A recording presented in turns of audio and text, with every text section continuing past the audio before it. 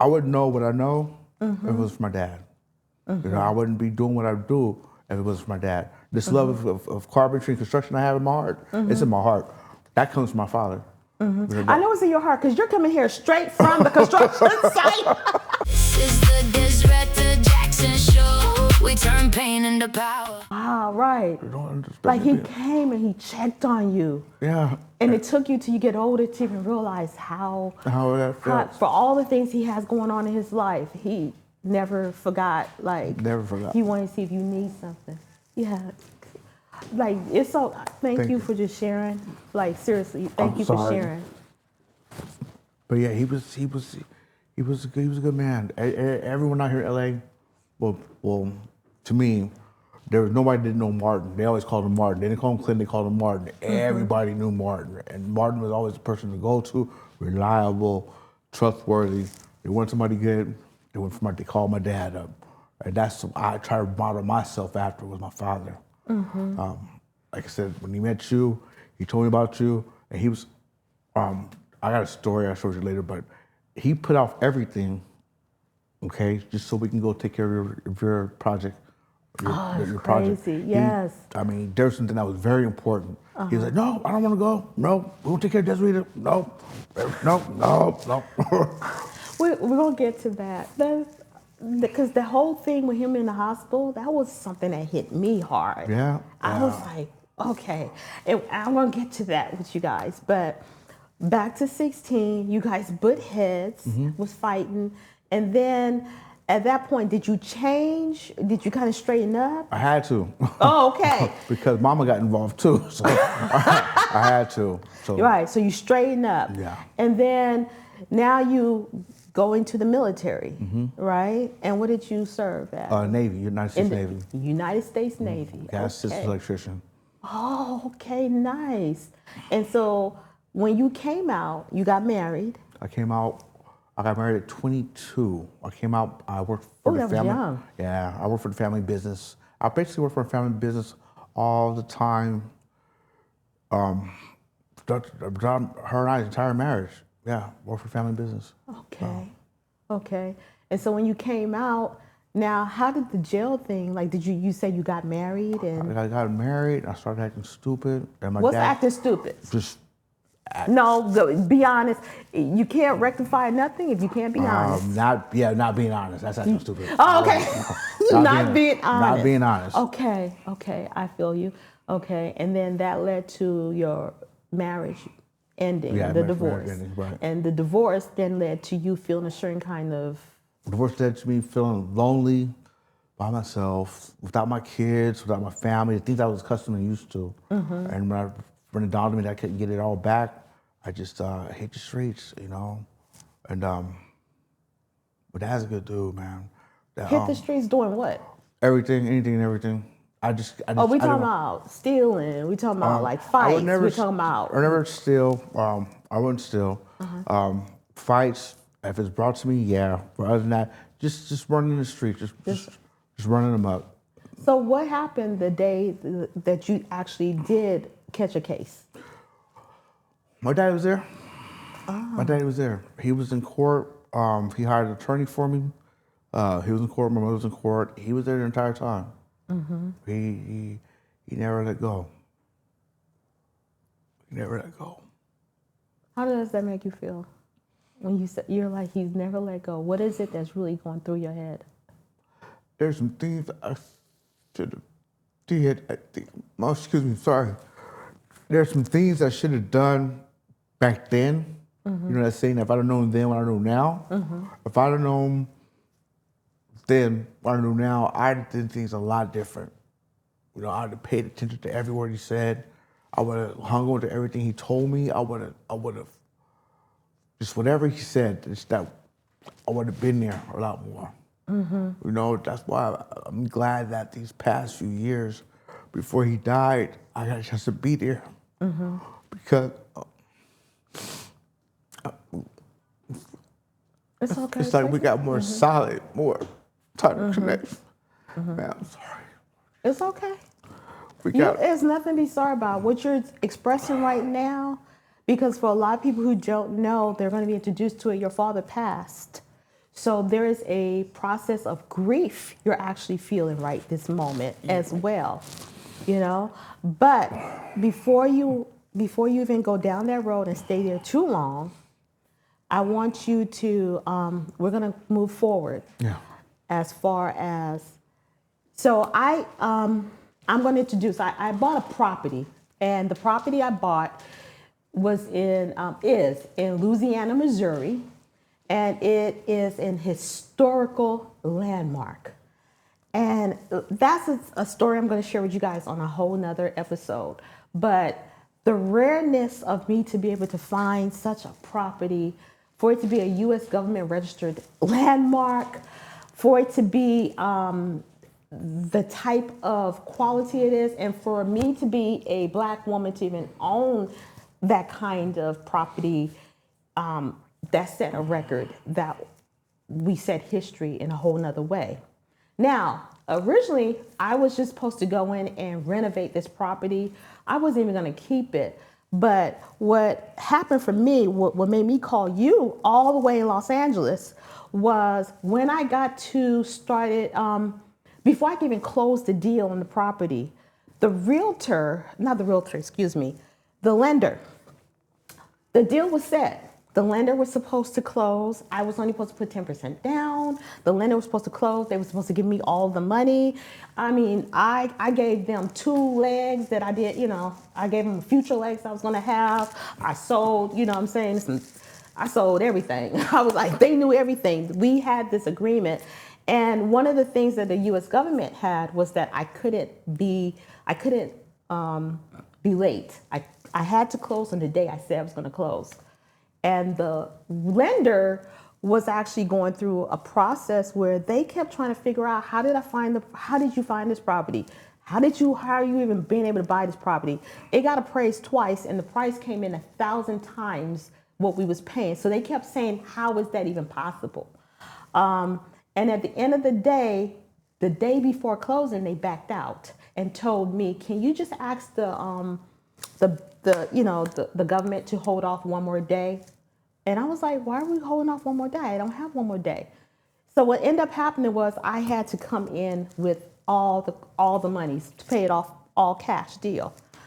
And so when that happened, it left me now not being able to go with them to renovate the property.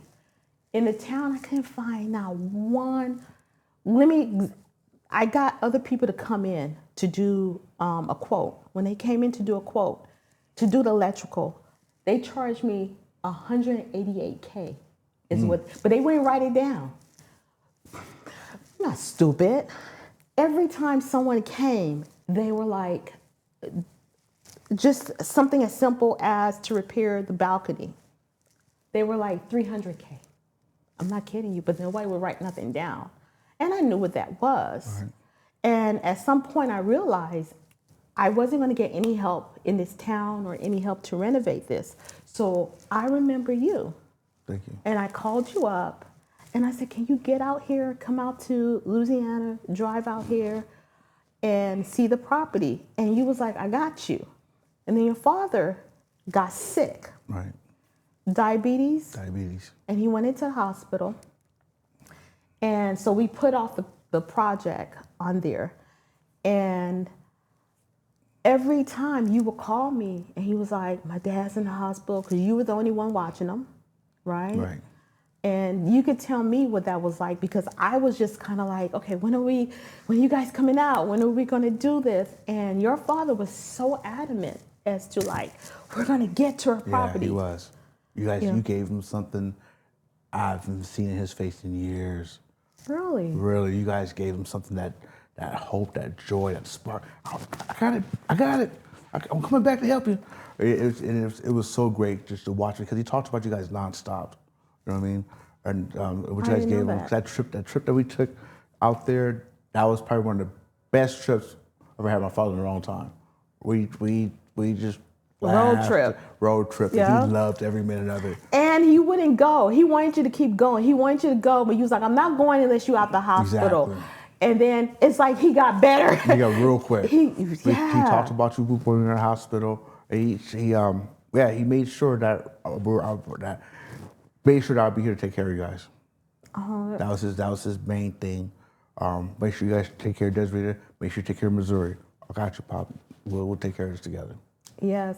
And one of the things that I know we was going, I guess the thing that really inspired him too as well, he understood the leverage of being a Black owned Yes, he did.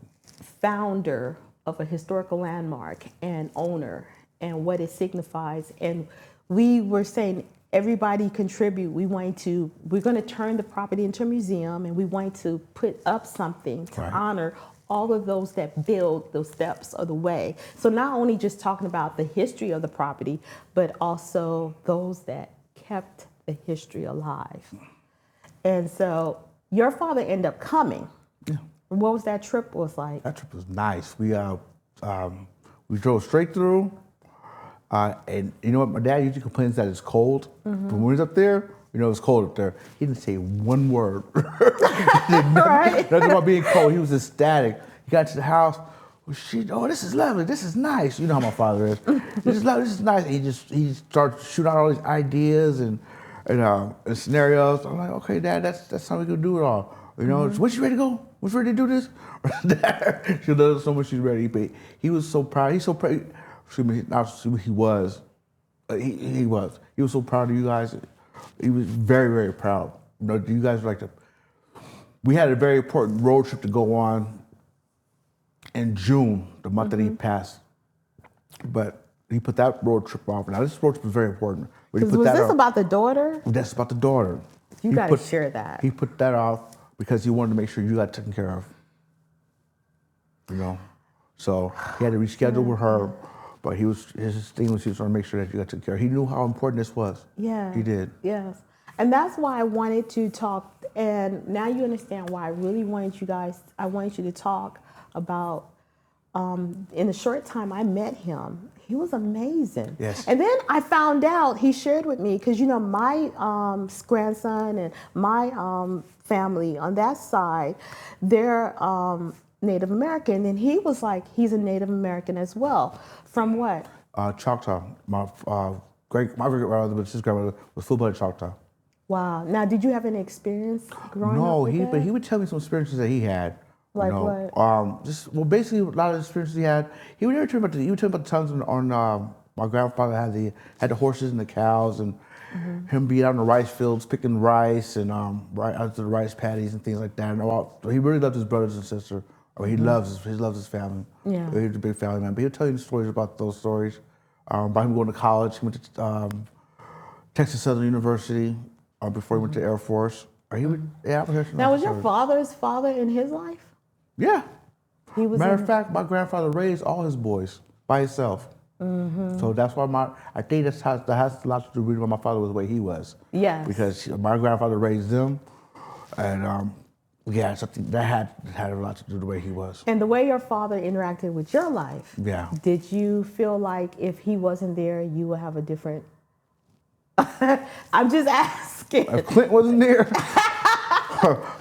Yeah, it'd be a tough road. My mother, she does the best she can, and I love her to death. I love her very much.